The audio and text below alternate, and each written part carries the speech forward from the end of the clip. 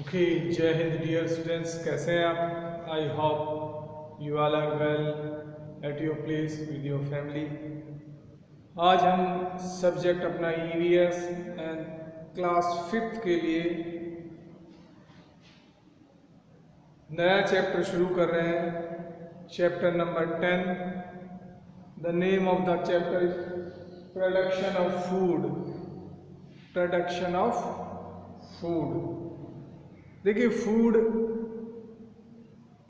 हमारे सर्वाइवल के लिए, जीने के लिए एक जरूरी चीज है। We can not survive without food. Food के बिना हम जी नहीं पाएंगे।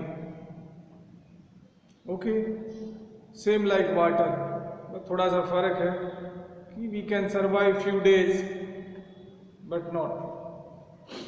सो food gives us energy by which our body growth developed। जो एनर्जी फूड हमें देता है उससे हमें डेवलपमेंट होता है, ग्रोथ होती है। साथ ही साथ we are able to work और muscles get energy, our muscle cell get energy from the food and then we are able to work। हम तभी काम कर पाते हैं। If he doesn't take food we will die। Okay, but आपको कई बार अलग चैप्टर में पढ़ाया भी जाता है कि भाई खाना ठीक है, खाना खाना है, but we must eat healthy diet, या इसको हम बैलेंस डाइट भी कहते हैं। सो बैलेंस डाइट, वैसे इस चैप्टर में बैलेंस डाइट के बारे में नहीं है, लेकिन जब हम फूड की बात कर रहे हैं तो थोड़ा सा डिस्कस कर लेते हैं कुछ मिनट्स कि बैलेंस डाइट वो होती है जिसमें सारे proportional means carbohydrates, fats, protein, vitamins, minerals, water, roughage, ये सब जितनी क्वांटिटी में हो उतने होने चाहिए। That is balance diet. और इन जनरल, अब हम मेजर तो करेंगे नहीं इन चीज़ों को कि यस इतना कार्बोहाइड्रेट चाहिए तो we have to measure. In general what we can say, कि एक जनरल आइडिया ये कि भाई हम सब चीज़ें खाएं। हम वेजिटेबल भी चेंज करके खाएं, पल्सेस भी खाएं, दाल्स भी खाएं, सीरियल्स भी खाएं, फ्रूट्स भी खाएं। ठीक है, तो जब हम सब चीज़ें एक वैरायटी ऑफ फूड खाएंगे तो ऑटोमेटिकली एक बैलेंस डाइट बन जाएगा। मिल्क प्रोडक्ट्स भी खाएं, ठीक है। साथ ही साथ हम एक्सरसाइज करें just to keep ourself fit. चलो, ये तो होगी फिटनेस की और फूड की बात। सो अब इसी चैप्टर के शुरू करते हैं। इस चैप्टर में हम पढ़ेंगे व्हाट इज फार्मिंग। फार्मिंग क्या है, सीजनल माइग्रेशन के बारे में पढ़ेंगे, क्या होता है। उसके बाद एडवांस टेक्निक ऑफ फार्मिंग। आजकल नई नई टेक्निक्स आ गई हैं खेती करने की। फार्मिंग मीन्स खेती, तो टेक्निक्स क्या हैं, जैसे इम्प्रूव्ड मशीनरी, अब नई नई मशीनें आ गई थ्रेसिंग की, फसल काटने की, पहले ये सब नहीं थी। इरिगेशन, उससे पहले बेटर सीड्स भी नए नए आ गए जिनके बारे में हम बात करेंगे कि बाजार में कई तरह के सीड्स आ गए हैं जो अच्छी फसल देते हैं, कम टाइम लेते हैं। इरिगेशन के जो मेथड हैं, सिंचाई के जो मेथड हैं वो भी चेंज हो गए हैं। पहले जो सिंचाई के मेथड अलग थे, अभी स्प्रिंकलर सिस्टम आ गया है और कई तरह के सिस्टम्स आ गए हैं, डिप सिस्टम्स आ गए हैं। So will talk about that in the books. Better fertilisers and manures.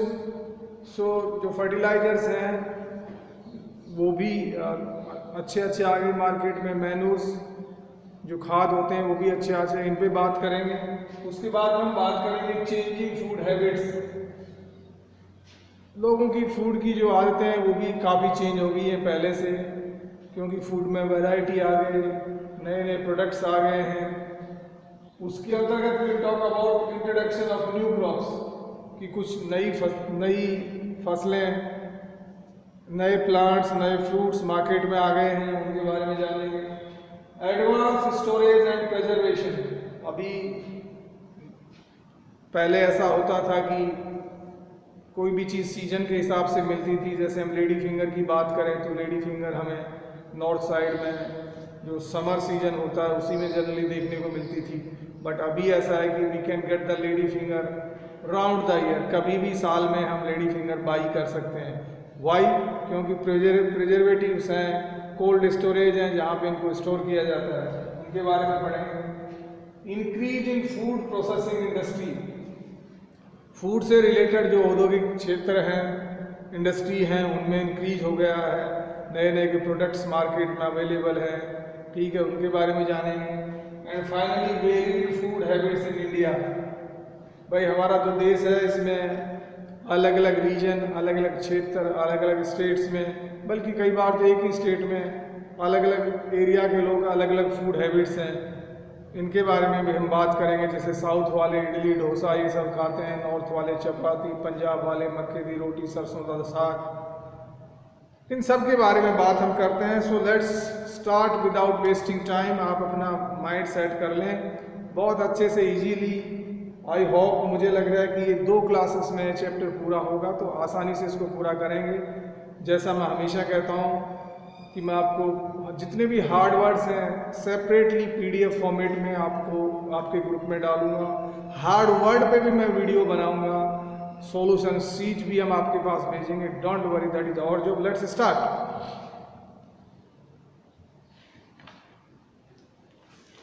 So unit number 10 you can see here.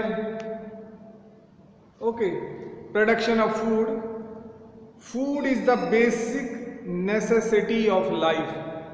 भाई फूड हमारी जिंदगी की सबसे महत्वपूर्ण जरूरत है। नेसेसिटी मीन्स जरूरी है। We eat a variety of food. Variety का मतलब होता है कि हम भिन्न भिन्न प्रकार के फूड खाते हैं, खाना खाते हैं। वैरायटी होती है, हमें विविधता होती है हमारे खाने में। All this food comes from the fields where the farmers grow the food crops and then sell them in the market. ये पूरा का पूरा खाना कहाँ से आता है? खेतों से आता है। फील्ड्स वेयर द फार्मर, जहाँ पे किसान ग्रो द फूड क्रॉप, किसान फूड क्रॉप्स फसल उगाता है, and cell them in the market, उसके बाद बाजार में बेच देता है, जिससे कि बाकी लोग वहाँ से बाई करते हैं। पहली चीज है फार्मिंग, जो मैंने यहाँ पे लिखा है इसके बारे में बात करेंगे। फार्मिंग देखिए, 3/4 of Indian population is dependent on agriculture. Agriculture का मतलब होता है खेती बाड़ी। तो हमारे देश की जो 3/4 जनसंख्या है वो खेती बाड़ी पर निर्भर है।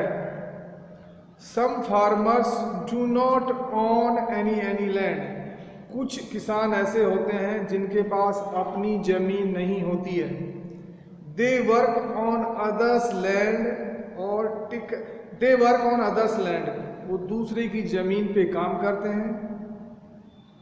और take a piece of land और रेंट। रेंट का मतलब होता है किराए पे लेना। पीस ऑफ लैंड, जमीन का एक टुकड़ा।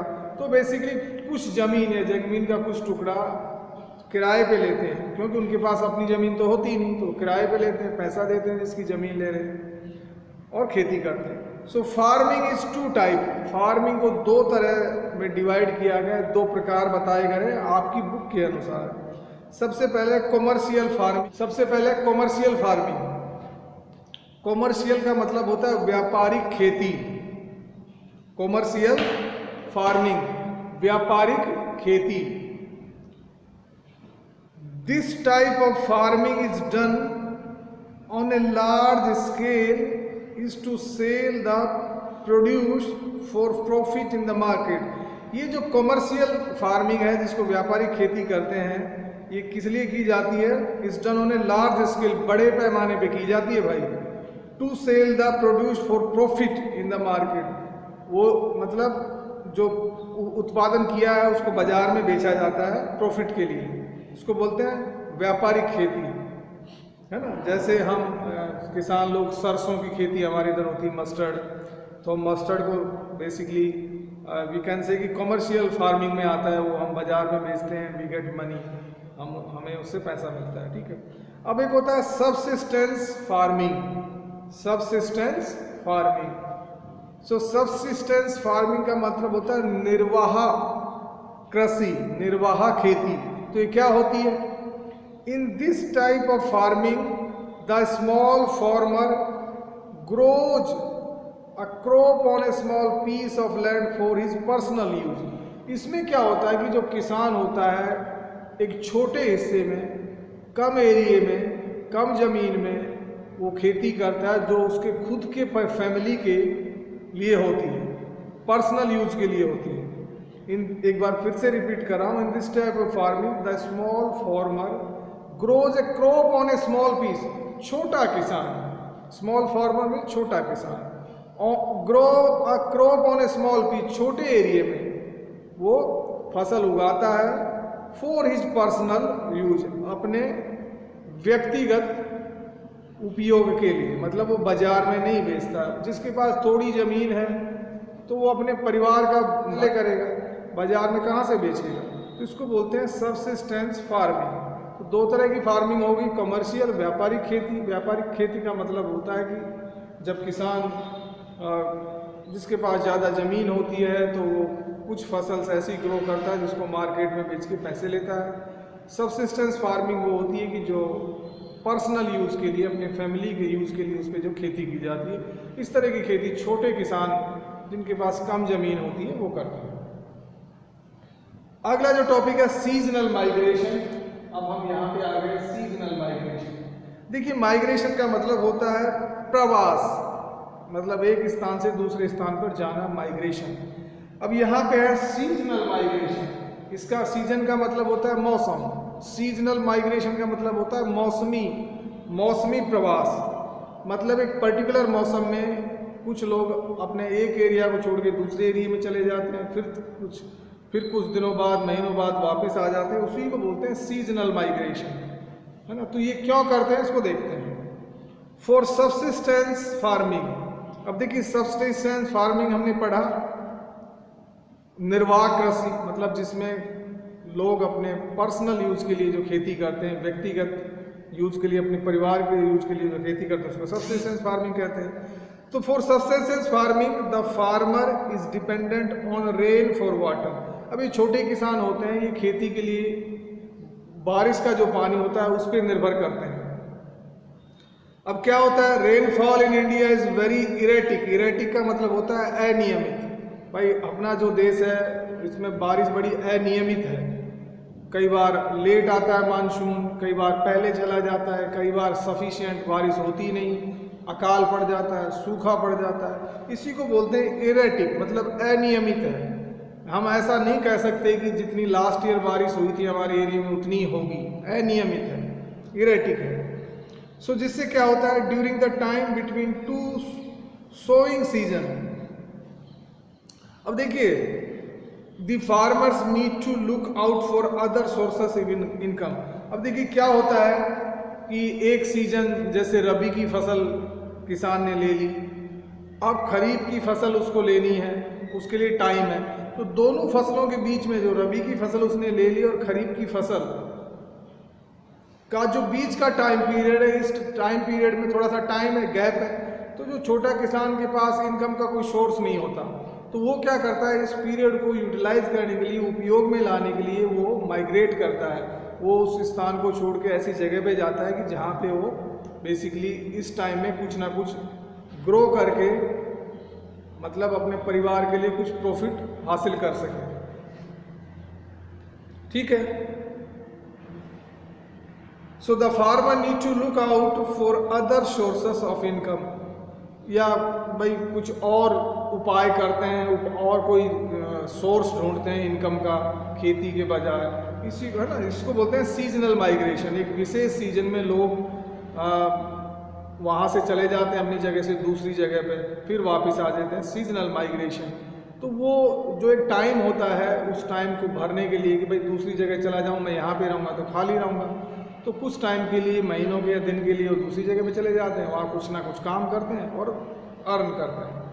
लेटर ऑन, बाद में they return to the fields, अपने खेतों पे वापस आ जाते हैं। This is known as seasonal migration, इसी को बोलते हैं सीजनल माइग्रेशन या हिंदी में कहते हैं मौसमी निर्वास प्रवास। समझ गए भाई आप? चलो नेक्स्ट है advance techniques of farming. Advance होती है कि भाई कुछ चीज़ें पुरानी थी, अब हम एडवांस हो गए, आगे बढ़ गए। Techniques of farming, farming means खेती, तो खेती के जो नए नए तरीके आ गए हैं उन्हीं को बोलते हैं एडवांस टेक्निक्स, उनके बारे में हम पढ़ते हैं। With the development of science and technology, new and advance techniques of farming have been developed to fulfil the needs of the growing population. भाई क्या है with the development of science and technology? Science ने विकास किया, technology का भी development हो गया, न्यू एंड एडवांस टेक्निक्स आ गई, नई नई टेक्निक्स, एडवांस जो टेक्निक्स हैं खेती करने की आ गई है। तो उससे क्या हुआ? Have been developed to fulfil the needs of the growing population. देखिए अब हमारी पॉपुलेशन है, जनसंख्या है, वो भी तो day by day, hour by hour बढ़ रही है। अब हमारी जो ज़मीन है वो उतनी ही है जितनी आज से 200 साल या 100 साल या 50 साल पहले की, उसमें कोई तो इंक्रीज में कुछ हो नहीं रहा इजाफा, ज़मीन उतनी ही रहेगी। बल्कि ज़मीन करने का जो खेती करने का एरिया है दैट इज़ डिक्रीजिंग, वो कम हो रहा है। क्यों हो रहा है? पॉपुलेशन बढ़ रही है। पॉपुलेशन बढ़ रहे तो इंडस्ट्रीज बढ़ रही हैं, उद्योग धंधे बढ़ रहे हैं, साथ ही साथ लोग मकान बना रहे हैं, घर बना रहे हैं, सिटीज़ का एरिया बढ़ रहा है, रोड्स बढ़ रहे हैं। सो बेसिकली एग्रीकल्चर के लिए जो लैंड है वो धीरे धीरे कम हो रही है, एवरी ईयर, हर दिन एरिया कम हो रहा है ना, कि लोगों ने मकान बना लिए, रोड बन गए, ब्रिज बन गए, स्कूल्स बन गए, इंडस्ट्री बन गई, एरिया कम हो गया। अब एरिया कम हो गया, लोग बढ़ रहे हैं, खाने वाले लोग बढ़ रहे हैं, तो अब जो अगर हम परंपरागत ट्रेडिशनल खेती करते हैं तो काम चलने वाला नहीं, इसलिए मार्केट में नए नए टेक्निक्स आ गई हैं, नए नए चीज़ें आ गई खेती के लिए, वही बता रहा है। So replacing the traditional method, traditional method का मतलब होता है कि जो परंपरागत तरीके हैं उनको रिप्लेस कर दिया गया, उनकी जगह ले लिए नए तरीकों ने। Methods of agriculture with the modern ones ensure a good quality, quality का मतलब होता है गुणवत्ता, हाई यील्ड, यील्ड का मतलब होता है YIELD, यील्ड का मतलब होती है उपलब्धता, एक तरह से उपज हम कह सकते हैं। Here are some of the modern agriculture practices, तो उनमें से कुछ एक के बारे में जो प्रैक्टिस हैं उनके बारे में हम पढ़ेंगे। एक बार फिर से सेंटेंस बता रहा हूँ, थोड़ा लॉन्ग सेंटेंस है। Replacing the traditional method of agriculture with the modern ones, पुराने जो तरीके थे उनको रिप्लेस कर दिया गया है, किसके? नए तरीकों से। गुड क्वालिटी, हाई यील्ड, जिससे कि जो प्रोडक्शन हो अच्छी क्वालिटी का हो, अच्छी उपज हो, हाई यील्ड मतलब अच्छी उपज हो, और उनमें से कुछ एक के बारे में हम बात करते हैं। तो सबसे पहले था इम्प्रूव्ड मशीनरी, हम यहाँ पे हैं improved machinery. A vast area of tractors and farm implements have been developed. Vast का मतलब होता है बहुत बड़े पैमाने पे, एरी व्यापक, हम कह सकते हैं व्यापक, बिल्कुल सही वर्ड है हिंदी में, वास्ट मीन्स व्यापक, VAST व्यापक। वास्ट एरिया ऑफ ट्रैक्टर्स, भाई आप देखो ट्रैक्टर्स की जो सीरीज आ रही है वो नई नई सीरीज आ रही है। And farm implements have been developed, उससे कि क्या हो गया, जो farm tractors and farm implements have been developed, उनका इम्प्लीमेंटेशन हो गया, ट्रैक्टर्स आ गए हैं, सो जिससे डेवलपमेंट हो गया है। दे आर पावर ड्राइवन, अब ये जो ट्रैक्टर है ये पावर ड्राइवन है। ड्राइवन मीन्स एक तरह से चलाना, पावर मीन्स तरह से बिजली से चलने वाले हैं, मशीनों से चलने वाले हैं। पावर ड्राइवर मतलब वो मैनुअली थोड़ी चलते हैं, मशीन से, power driver. Enabling a faster and more accurate agriculture work, so इससे क्या होता है, ट्रैक्टर से जो खेती का काम होता है एक तो जल्दी हो जाता है, दूसरा सही होता है। एक्यूरेट मीन्स सही, जैसे भाई पहले फार्मर्स ब्लक कैमल यूज करते थे अपने खेत के प्लो के लिए, अब बहुत कम लोग हैं जो कैमल का यूज करते हैं, otherwise everywhere we are using tractors. So tractor से जो प्लोइंग होता है वो फास्ट भी हो जाता है, और एक्यूरेट भी होता है। जो डिस्टेंस होती है, एक जो बेसिकली वो होता है ना फ्लो होता है और दूसरे फ्लो के बीच में एक पर्टिकुलर जो डिस्टेंस होती है परफेक्ट होती है। ट्रैक्टर्स हैव रिप्लेस्ड बलक्स एंड, ये आगे बताया भी गया है कि ट्रैक्टर्स हैव रिप्लेस्ड बलक्स, जो ट्रैक्टर्स हैं उन्होंने बैलों को रिप्लेस कर दिया है। पहले बैल होते थे, तब बैल तो होते नहीं। एंड प्लाउ मीन्स हल, PLOUGH, and plough combined harvesters do the threshing and winnowing together. अभी और क्या करते हैं भाई, प्लाउ करते हैं, हल भी चलाते हैं ट्रैक्टर। एंड कंबाइंड हार्वेस्टिंग दोनों चीज कौन कौन सी, थ्रेसिंग एंड विनोइंग टुगेदर। देखिए थ्रेसिंग का मतलब होता है कि भाई अनाज को सेपरेट करना, सेपरेट ग्रेन्स, कढ़ाई। और विनोइंग, WINOWING, विनोइंग मैं हार्ड वर्ड में दूंगा। विनोइंग का मतलब होता है फटकना, विनोइंग का मतलब होता है फटकना। जैसे पुराने ज़माने में मैनुअली लोग पहले उसमें ऐसा एक छोटा सा कोई भी बेसिकली कुछ भी बर्तन जैसा होता था, उसमें तूड़े के साथ जिसमें मिक्स रहता था ग्रेन। अगर मैं वीट की, गेहूं की बात करें तो बोलते ना तूड़ा जिसको कहते थे, तो उसमें सब कुछ मिक्स होता था। फिर फार्मर उसको हवा का वेट करते थे, जब अच्छी हवा उनको एक पर्टिकुलर डायरेक्शन में मिलती थी तब वो उसको विनोइंग करते थे। सो विनोइंग करते थे और उसके बाद उसको थ्रेसिंग मतलब बेसिकली सेपरेट किया जाता था। अब ये ट्रैक्टर्स आने के बाद ये दोनों चीज़ें एक साथ हो जाती हैं, विनोइंग भी हो जाती हैं और थ्रेसिंग भी हो जाती हैं। मतलब हम ट्रैक्टर में वो डालते जाते हैं, पूरा जो प्लांट है पूरा एक साथ डालते हैं, काट करके ड्राई करके, उसके बाद हमें ग्रेन अनाज अलग मिल जाता है और जो बेसिकली भूसा होता है अपने एनिमल्स जो खाते हैं वो सेपरेट हो जाते हैं। तो ये जो प्रोसीजर है इसी को कहते हैं विनोइंग एंड थ्रेसिंग। विनोइंग का मतलब होता है एक तरह से फटकना, जैसे हवा में फटकते थे। और थ्रेसिंग का मतलब होता है अनाज को सेपरेट करना। सो ये दोनों काम अब एक साथ ही तो करते हैं, ट्रैक्टर एक साथ करते हैं। ठीक है, चलो आगे बढ़ते हैं। अब बात करते हैं बेटर सीड्स। हम यहाँ पे आ गए हैं। बेटर सीड का मतलब होता है कि जो बीज हैं वो पहले से अच्छे आ गए हैं, उनको देखते हैं। HYV सीड्स, HYV सीड्स का मतलब होता है high yield variety. HYV, H का मतलब हाई, Y का मतलब यील्ड, उपज, वैरायटी हम सब जानते हैं। तो हाई यील्ड उपज का मतलब HYV सीड्स आजकल मार्केट में अवेलेबल है।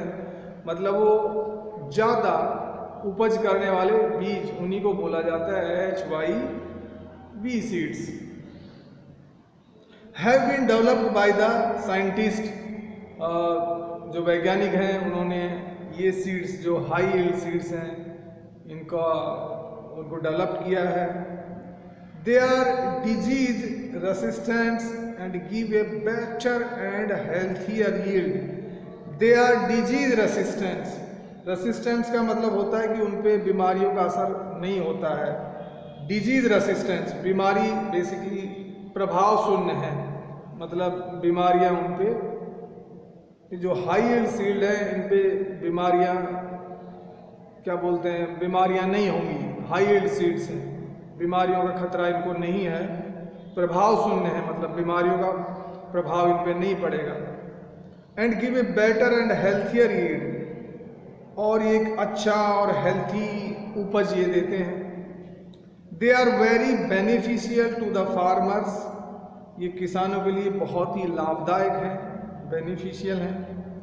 And ensure more profits, profits का मतलब होता है लाभ, और किसानों को ज़्यादा लाभ इंश्योर करते हैं, देते हैं।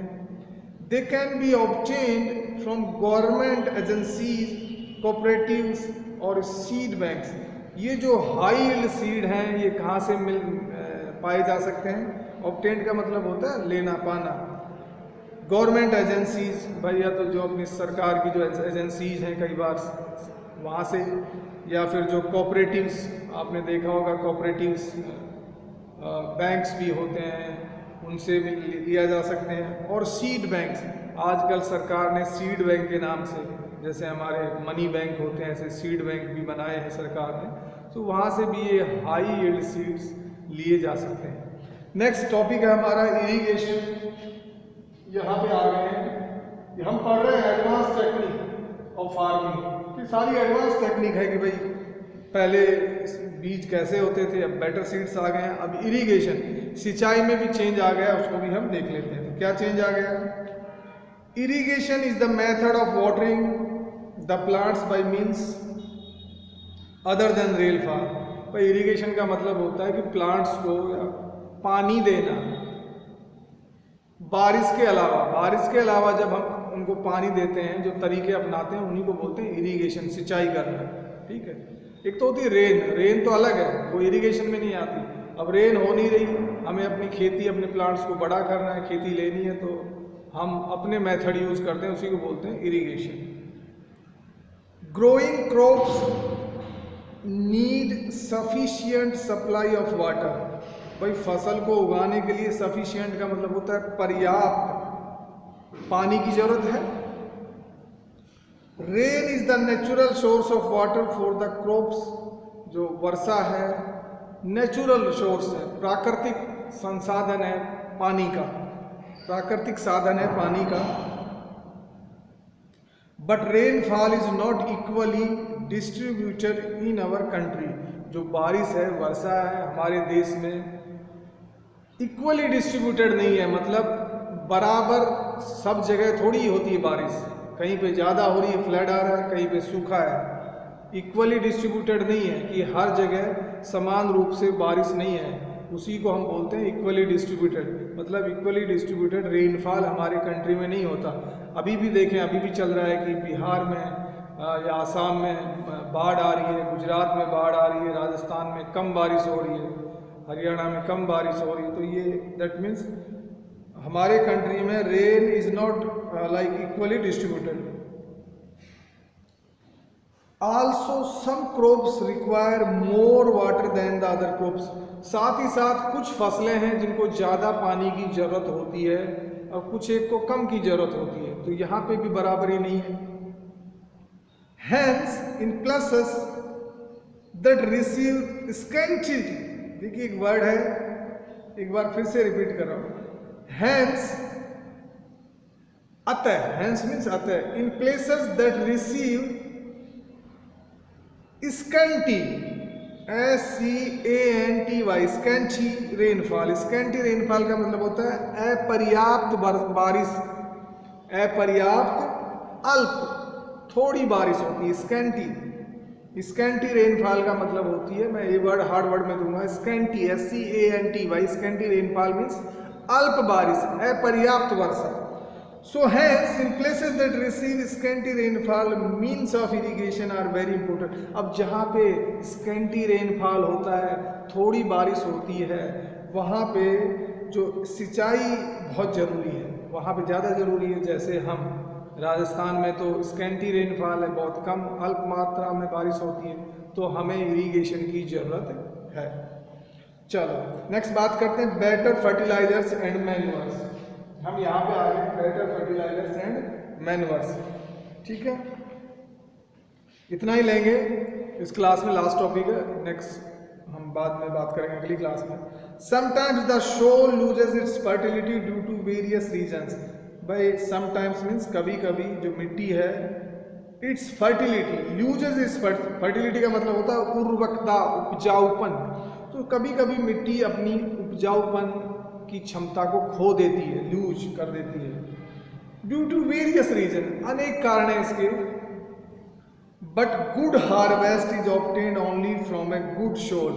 लेकिन एक अच्छी फसल एक अच्छी जमीन या अच्छी मिट्टी से ही मिल सकती है। Hence, the nutrients have to replenished. Hence, the nutrients have to be replenished in the soil for a better yield. इसलिए nutrients means जो पोषक तत्व हैं किसमें, मिट्टी में, have to be replenished, मतलब मिट्टी में वो पोषक तत्व फिर से replenished हों, मतलब फिर से उनको रिस्टोर किया जाए, फिर से उनकी पूर्ति की जाए। किसमें, मिट्टी में। भाई हम बार बार एक खेत में, एक मिट्टी में कोई फसल उगाएंगे, ग्रो करेंगे, तो उसमें न्यूट्रिएंट्स की शॉर्टेज हो जाती है, कमी हो जाती है ना। वो जो ज़मीन है अपनी फर्टिलिटी को खो देती है, कम हो जाती है। तो हमें क्या करना है, जो न्यूट्रिएंट्स हैं, जो पोषक तत्व हैं, उनको रिप्लेनिश करना है। रिप्लेनिश का मतलब होता है कि भाई उनको रिस्टोर करना है। तो हम कैसे करते हैं? For this fertilisers and manures are added to the soil to improve its fertility. So इसीलिए जो फार्मर्स हैं, किसान हैं, उसमें फर्टिलाइजर्स का यूज करते हैं और मैन्योर्स का यूज करते हैं, खाद। एक तो होता है जो अपना नेचुरल जो काऊ डंग, बफेलो डंग, जिसको हम गोबर कहते हैं, है ना, वो एक खाद होता है। एक होता है वो जो फर्टिलाइजर्स होते हैं जो हम मार्केट से बाई करते हैं, जैसे यूरिया एंड ऑल दैट। सो इन सब का यूज किसान किस लिए करते हैं?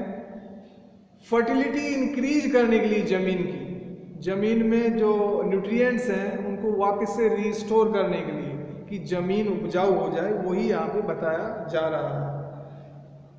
सो डियर स्टूडेंट्स, आज की इस क्लास में इतना ही हम बात करेंगे, बिकॉज क्लास लेंथी हो रही है और आपको फिर मुश्किल होगा इसको पढ़ना घर पे। प्लीज़ फोकस करें, जब आप पढ़ रहे होते हैं तो अपना पूरा कंसंट्रेशन करें और मोबाइल को किसी सपोर्ट के साथ रख दें, हाथ में पेन रखें, कॉपी रखें, अपनी बुक रखें, जो इम्पोर्टेंट चीज़ें बताई जा रही हैं उनको नोट करें, है ना। और इनको एक पिक्चर की तरह नहीं देखें जैसे कोई हम मूवी देखते हैं। It's not entertainment. ये आपकी क्लास एक बेसिकली वर्चुअल मेथड से हो रही है because of the corona. So इसको यूज करें। Okay, that's all dear students, see you in the next class. Have a great day.